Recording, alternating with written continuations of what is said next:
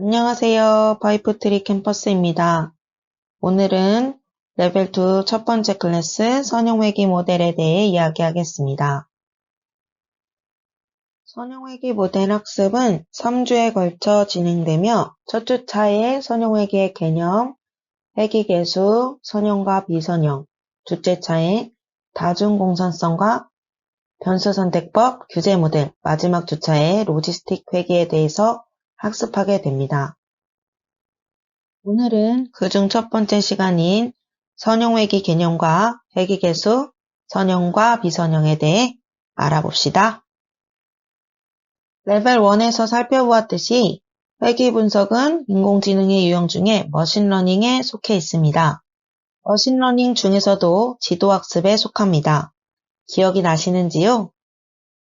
복습해보면 머신러닝은 단어 그대로 기계가 학습을 하는 것이고 전문가 시스템은 패턴을 전문가가 발견하고 정리해서 컴퓨터에 넣어주는 룰 베이스드 방식과 달리 머신러닝은 그 패턴을 찾아내는 알고리즘으로 데이터베이스드 접근 방법이라고 이야기 나누었습니다. 또한 머신러닝은 수집한 데이터와 분석 방법에 따라 그 종류가 달라지며 지도학습, 비지도학습, 강화학습으로 나뉘는데 회귀 모델은 지도학습에 해당하며 데이터 타입은 수치형이라고 이야기했습니다. 대표적 지도학습, 곧 레이블이 있는 학습이죠. 회귀 모형하고 분류 모형 두 가지가 있었는데 오늘 회귀 모형에 대해서 다룰 것입니다. 먼저 회귀 분석의 역사적 배경에 대해 살펴보겠습니다. 사실 회귀의 유래는 통계학자가 아닌 유전학자에 의해서 시작되었습니다. 위의 그림을 보면 프랜시스 콜턴이란 분이 있는데요. 회귀라는 용어를 처음 쓴 사람으로 역사에 남은 인물입니다. 그는 그의 유전학 논문에서 비정상적으로 크거나 작은 부모의 아이들의 키는 전체 인구의 평균 신장을 향해 움직이거나 회귀하는 경향이 있다 라고 말하며 처음 회귀라는 용어를 사용했는데요. 콜턴은 아버지와 아들의 키의 관계식을 구하며 아버지의 키가 아들의 키에 미치는 영향을 알아보려 했습니다. 그의 논문에서 그는 신장이 매우 크거나 작은 아버지를 가진 아들의 신장은 전체적인 평균 신장보다는 크지만 혹은 작지만 아버지의 신장보다는 작거나 커서 결국 평균 신장으로 회귀하려는 경향이 있다고 발표했습니다. 이것이 예전 상태로 돌아가는 것을 의미하는 회귀라는 용어의 시작입니다. 콜턴은 산점도의 최초로 선형식을 표현하여 오늘날의 회귀 분석을 성립하는 데 지대한 공을 세웠습니다. 그럼에도 불구하고 콜턴은 많이 언급되지 않는데요. 수학적 회귀를 정의한 사람은 콜턴의 친구인 칼 피어슨으로 콜턴의 친구인 칼 피어슨은 콜턴이 아버지와 아들의 키를 조사한 결과를 바탕으로 함수관계를 도출하여 회귀 분석의 이론을 수학적으로 정립한 사람입니다. 이분은 유니버시티 칼리지 런던의 세계 최초의 통계학과인 응용통계학과를 개설하고 첫 교수가 된 바 있습니다. 오늘날 회귀라는 용어는 의미가 변하여 회귀한다는 의미가 아닌 변수들과의 관계를 알기 위해 사용합니다. 오늘날에 사용되는 회귀 분석은 2개 이상의 변수들 간의 관계식을 찾아내고 이 관계식의 정도 등을 검토하는 통계적 방법을 의미합니다. 그리고 예측을 주로 하는데 사용됩니다. 다음은 머신러닝에서 사용되고 있는 회귀 모델의 대표적 종류들입니다. 선형회귀, 로지스틱, 다항회귀, 엘라스티넥, 라서, 리치 등이 있고 우리는 그 중에 선형회귀 모델을 보도록 하겠습니다.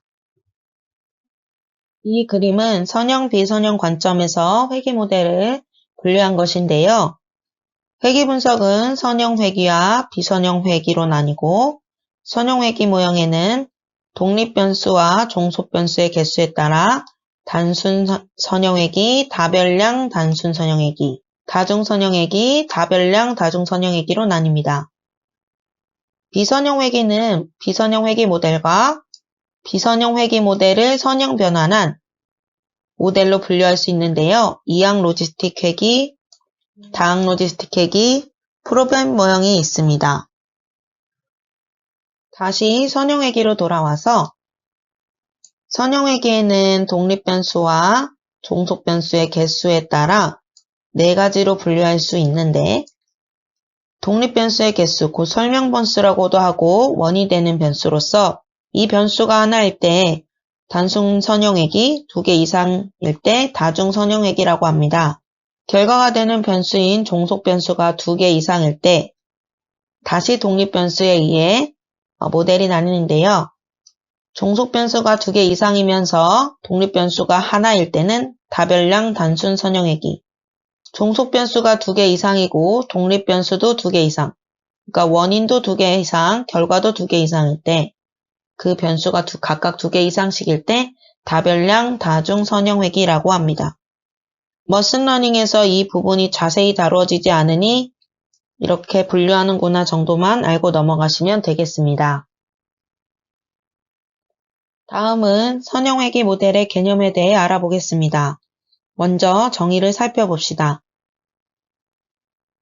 선형회기 모델은 우리가 알고 있는 어떤 정보, 사실, 원인을 통해 결과가 되는 종속변수 y와의 관계를 모델링하는 것입니다.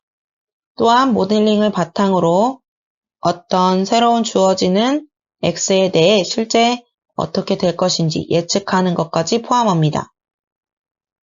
예측함수가 독립변수들의 회기계수의 선형조합으로 표현된다고 가정하기 때문에 이를 선형회기라는 이름으로 부릅니다.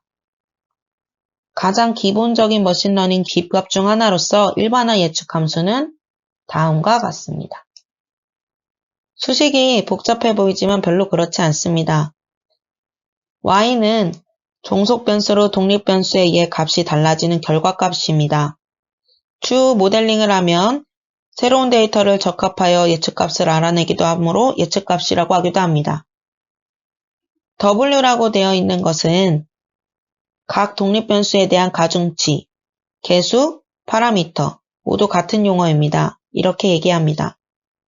X는 독립변수, 머신러닝에서는 특성값이라고도 합니다. 아까 말씀드린 원인이 되는 변수입니다. 다양한 용어를 사용하는 것은 여러분이 다 같은 의미인 것을 아시기를 바라서입니다. 마지막으로 B는 Y축과 만나는 절편입니다. 상수값이죠. 위에 그림에서 없는 오차항이라는 용어가 있는데요. 이렇게 씁니다. 오차항. 예측값과 직선 사이의 차이입니다.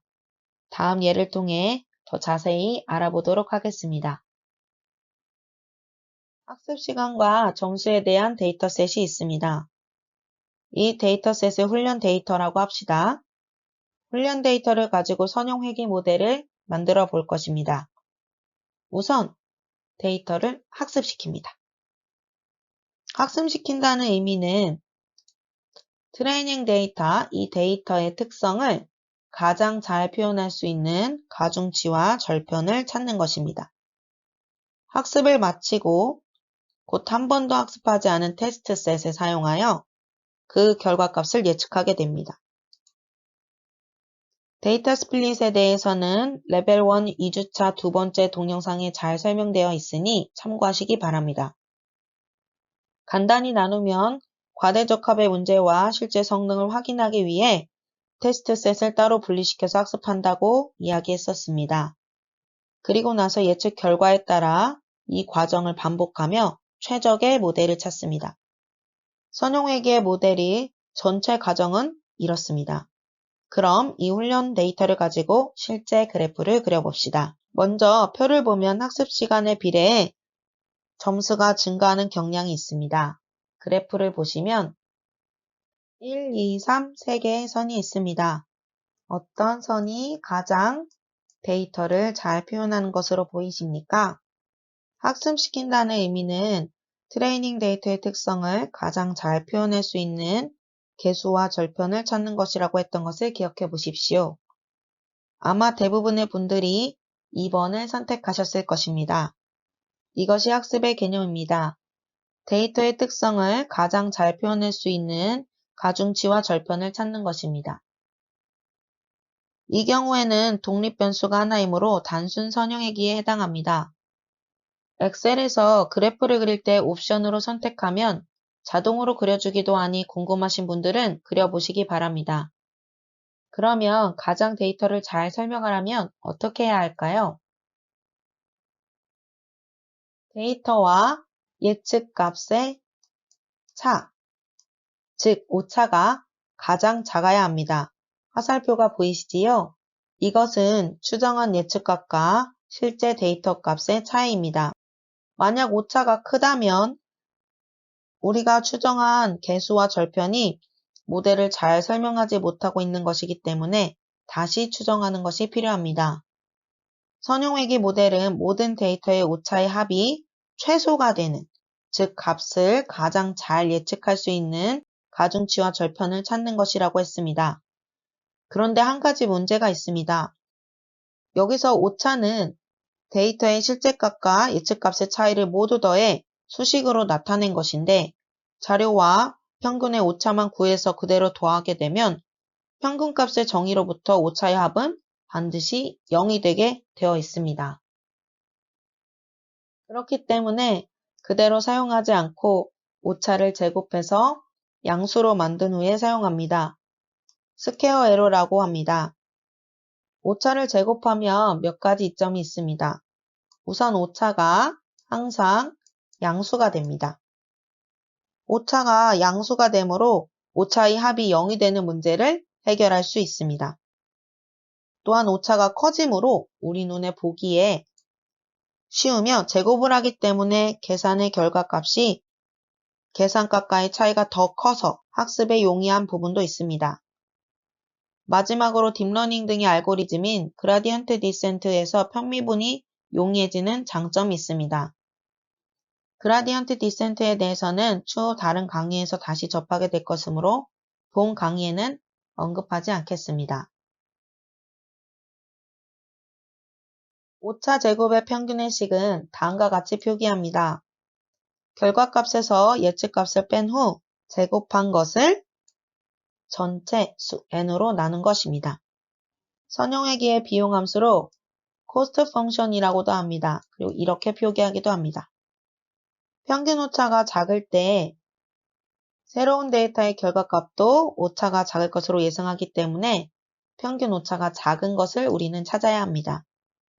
그 중에 가장 작은 것 찾는 방법을 최소제곱법이라고 합니다. 리스트 민 스퀘어 에러가 최소제곱법이라는 말입니다. MSE가 최소값이라는 것은 새로운 데이터를 예측할 때 더 좋은 예측을 할 것이다 라고 기대하는 것을 의미하기도 합니다. 선형회귀 모델의 최종 목표는 비용함수가 최소가 되는 가중치와 절편을 찾는 것입니다.